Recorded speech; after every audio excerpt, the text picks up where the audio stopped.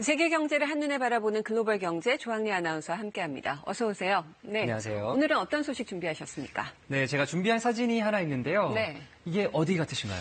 글쎄 어떤 섬의 비포 앤 애프터 한 10년 맞습니다. 사이에 변화된 모습인데 참 많이 황폐해졌죠. 그러네, 숲이 없어진 것 같은데요. 전 세계 사람들이 정말 사랑하던 동남아 휴양지 하얀 모래가 유명했던 필리핀의 보라카이 섬입니다. 지난 4월에 환경 문제 때문에 잠정 폐쇄했었는데요. 이번 달 26일 재개장을 앞두고 있는데 어떻게 변했는지 한번 보시죠. 보라카이 섬은 지금 관광객을 맞을 준비에 한창입니다. 도로 확장 공사와 하수관 공사가 이뤄지고 있고 정화 시설도 다시 설치하는 등 분주한 모습입니다. 연간 200만 명이 찾는다는 필리핀의 대표 휴양지인 보라카이 섬. 그러나 관광객들이 버린 각종 쓰레기와 폐수로 시궁창이라는 지적까지 받았는데요. 필리핀 정부는 19억 달러가 넘는 경제적 손실에도 불구하고 6개월 동안 폐쇄 조치를 강행했습니다. Is this how you will treat a beautiful place like Boracay? This was 15 years ago. Of course, nobody listened. Why? Because of this piece of paper. 필리핀 당국은 보라카이 섬 재개장 이후에도 하루 최대 관광객 수를 19,000명으로 제한하고 해변에서는 음주와 흡연을 금지하는 방안을 적극 검토하고 있습니다. 태국의 피피섬도 비슷한 이유로 폐쇄되지 않았었나요? 네, 맞습니다. 피피섬 마야베이도 이 생태계 복원을 위한 작업이 한창 진행 중인데요. 현지 언론에 따르면 이르면 오는 11월에 다시 문을 열 전망입니다. 이 바르셀로나 같은 주요 관광 도시들이 관광객들의 비매너로 몸살이던데 요즘 상황은 어떻습니까? 자연 생태계가 파괴되는 것도 문제지만 일부 관광객들이 여전히 좀 매너를 지키지 않으면서 갈등이 깊어지고 있습니다.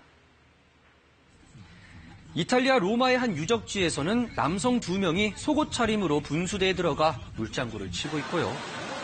트레비 분수 앞에서는 사진이 잘 나오는 자리를 차지하기 위해서 외국인 여성 2명이 난투극을 벌이기도 합니다. 아이고, 이럴 일은 아니죠. 지난 3월 베네치아에서도 중국 관광객들이 돗자리를 펴고 음식물을 섭취해서 논란이 일기도 했죠. 물론 비단 이탈리아에서만 일어나는 일은 아닙니다. 전 세계 곳곳에서 일부 관광객들의 몰지각한 행동으로 눈살을 찌푸리게 하는 일이 비일비재하게 일어나고 있습니다. 그래서인가요? 이탈리아는 관광객을 대상으로 강력한 규제에 나섰는데 효과가 어땠는지 모르겠습니다. 특히 이탈리아의 베네치아 하면 물의 도시, 수중 곤돌라 하면 참 낭만적이잖아요. 그런데 실상은 상당히 엄격한 규제가 많습니다. 그럼에도 불구하고 이 당국의 규제 조치로 인한 효과는 여전히 미미하다고 합니다. 네, 이 CG 한번 좀 설명해 주시겠어요? 네, 베네치아에서는 현재 이제 운하나 바다에서 수영을 하거나 다이빙을 하는 경우에는 450유로의 벌금을 물고요.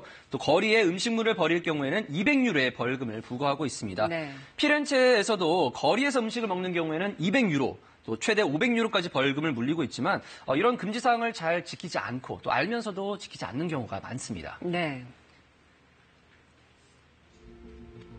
그래서 이탈리아 당국은 규제를 더 강화하고 있습니다. 다음 달 베네치아 의회에서는 거리에 앉거나 들어눕는 사람들에 대해서도 최대 500유로까지 벌금을 물리는 내용의 조례안이 표결에 붙여질 예정입니다. 이탈리아 사례를 조금 더 살펴보면 좋겠는데요. 실제로 얼마나 많은 관광객들이 이탈리아를 찾고 있나요? 우리나라 이제 인구가 5,100만 명 정도인데 수도인 로마의 경우 지난 한 해 4천만 명 이상이 찾아왔고요.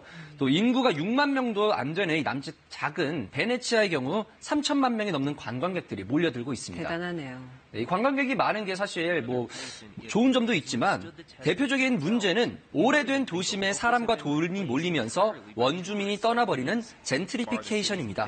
역도시화라고 이해하시면 될 텐데요. 물가는 천정부지로 치솟고 임대료도 폭등하고 있습니다. 주민들이 더는 버틸 여력이 없는 거죠. 현재 베네치아에서 집 한 채를 장만하려면 최소 100만 달러, 우리 돈 11억 원이 넘게 듭니다.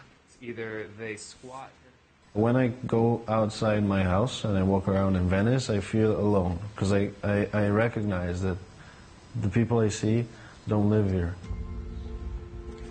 한때 17만 명이 넘었던 베네치아 인구는 날이 갈수록 감소해 지금은 5만 5천 명 수준인데요. 주민 이탈이 이렇게 계속되면 2030년에는 베네치아에 단 한 사람도 살지 않을 것이라는 우려마저 나오고 있습니다. 이탈리아 정부가 결국 관광객을 통제할 수밖에 없다는 그런 얘기군요. 네, 그렇습니다. 베네치아의 경우에도 당국이 이제 주민들이 거주하는 곳은 관광객에게 임대할 수 없도록 제한을 하고 또 호텔의 신규 개장도 금지했습니다. 그리고 숙박 기간이 3일이 지나면 관광지 임대세가 붙고 카페나 음식점에서도 자릿세 등으로 세금을 부과하고 있습니다. 버스 등 대중교통도 사전 예약제로 운영하면서 관광객을 통제하고 있습니다. 이 정도 되면은 당국 규제에 대해서 볼멘 소리도 나올 법한데요. 네, 듣기만 해도 좀 갑갑한데요. 특히 관광객들 사이에서는 너무 과하다는 의견이 나옵니다. 유럽의 물가는 특히 비싸기로 유명하죠. 그래서 야외에서 이렇게 끼니를 때우는 관광객들이 많은데 정부는 무조건 근처 음식점을 이용하라는 겁니다.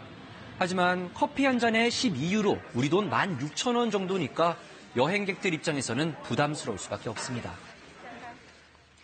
이 목표는 관광객과 현지 주민 그리고 생태환경 세 가지 모두를 유지할 수 있는 관광 인프라를 구축하는 것이겠지만 현실적으로는 어려운 측면이 많다는 지적이 나오고 있습니다. 네, 오늘 소식 잘 들었습니다.